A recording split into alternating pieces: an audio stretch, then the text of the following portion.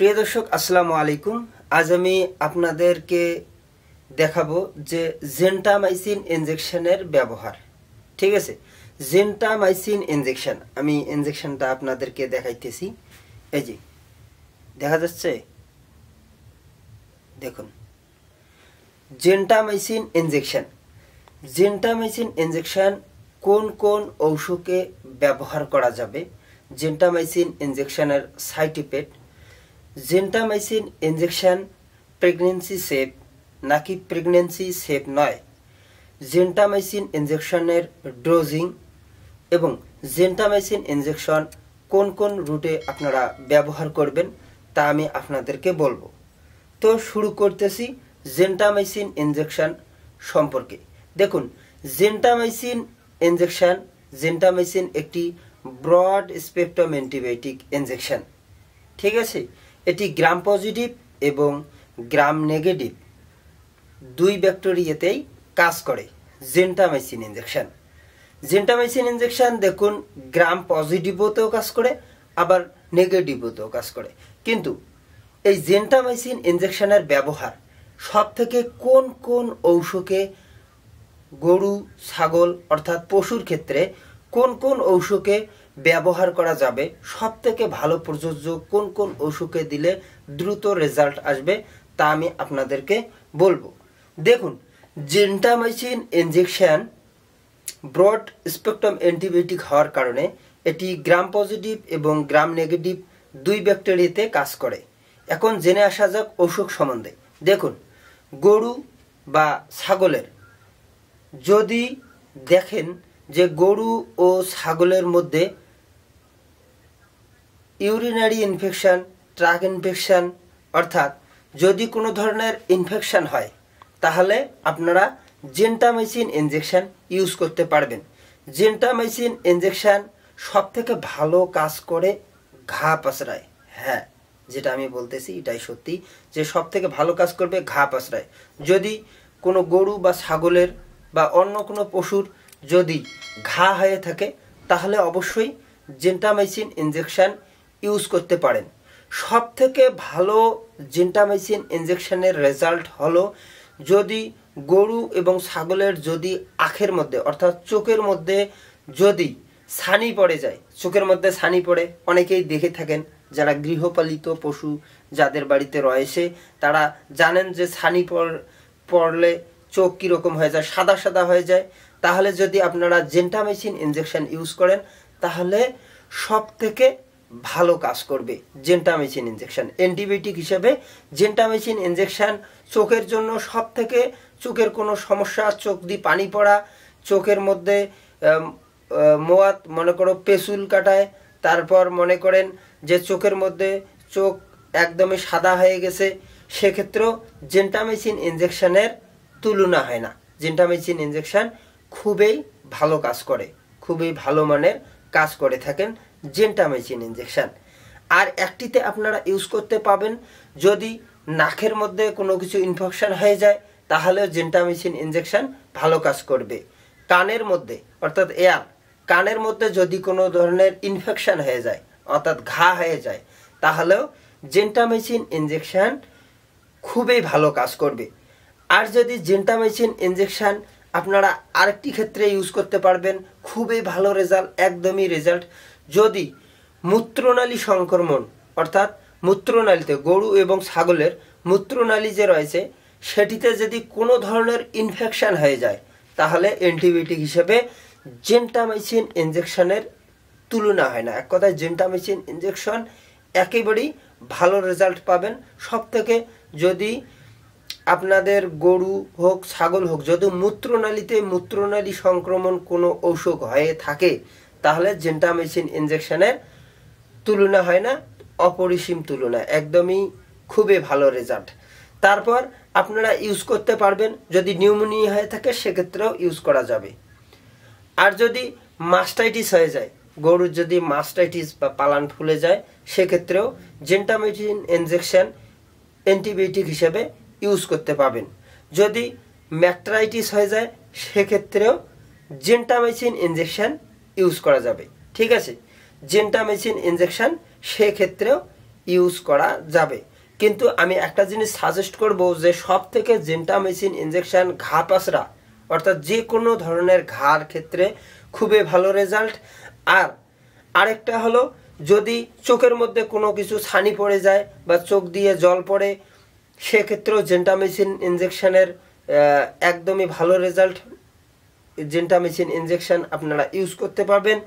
আর একটা জিনিস যদি মূত্রনালী সংক্রমণও হয় সেক্ষেত্রেও ভালো রেজাল্ট পাবেন। এটার এখন জেনে আসা যাক এর সাইড ইফেক্ট। দেখুন, জেন্টামাইসিন ইনজেকশন যদি বেশি পরিমাণে দেন তাহলে আপনাদের পশুর কিডনি ড্যামেজ হতে পারে।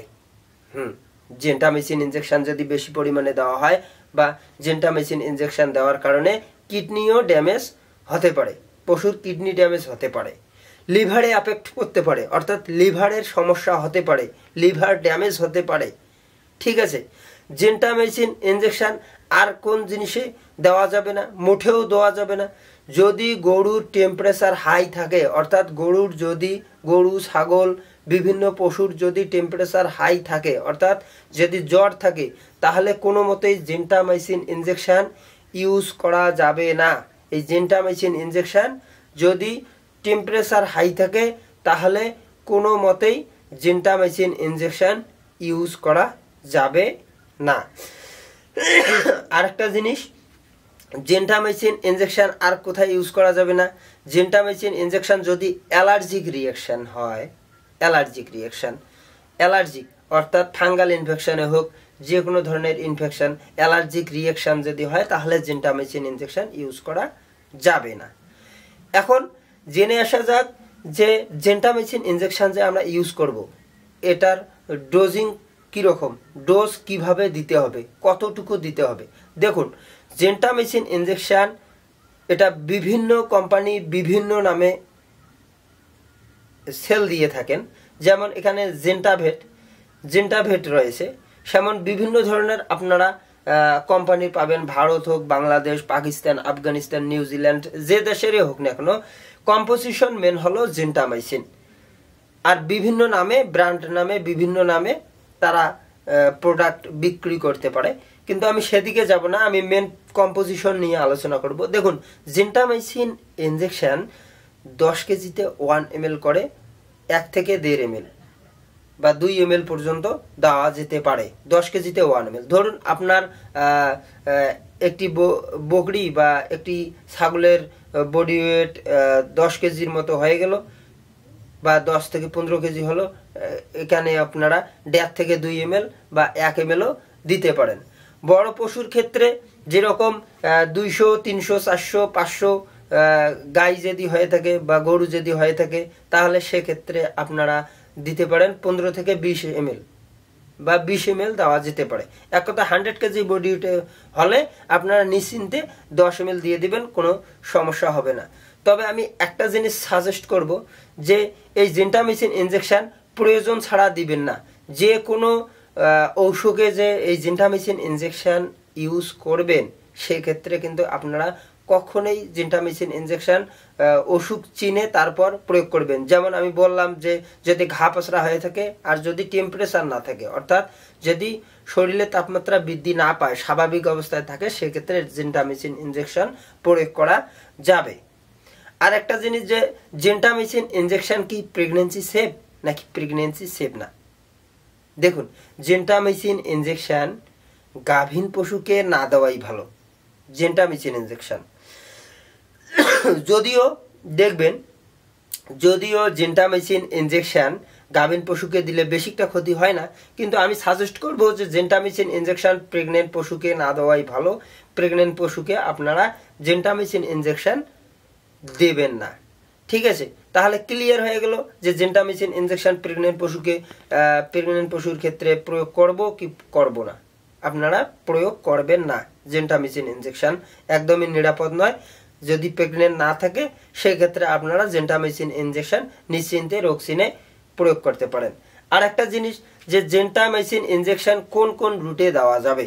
দেখুন, জেন্টামাইসিন ইনজেকশন আইএম অর্থাৎ মাংসপেশিতে দিতে পারেন। ঠিক আছে, তারপর আপনারা দিতে পারেন আইভিও অর্থাৎ আইভি যেটা ভেনের মধ্যে দেওয়া হয় সেক্ষেত্রেও ইউজ করতে পারেন। দেখুন, জেন্টামাইসিন ইনজেকশন দেওয়ার কারণে যে জায়গাতে দিবেন সেই জায়গার মধ্যে ব্যথা হতে পারে, ঠিক আছে। কোনো সময় জেন্টামাইসিন ইনজেকশন দেওয়ার কারণে অ্যালার্জিক রিয়াকশনও হতে পারে, সেক্ষেত্রে আপনারা তার জন্য একটি অ্যান্টিহিস্টামিন জাতীয় ঔষধ দিবেন। আর একটা কথা, যে জেন্টামাইসিন ইনজেকশন যে রয়েছে, জেন্টামাইসিন ইনজেকশন কোনো ক্রস অ্যান্টিবায়োটিক, অর্থাৎ ক্রস অ্যান্টিবায়োটিক বলতে বোঝায় যে জেন্টামাইসিনের সঙ্গে কোনো পেনিসিলিন গ্রুপের কোনো ইনজেকশন দেওয়া যাবে না।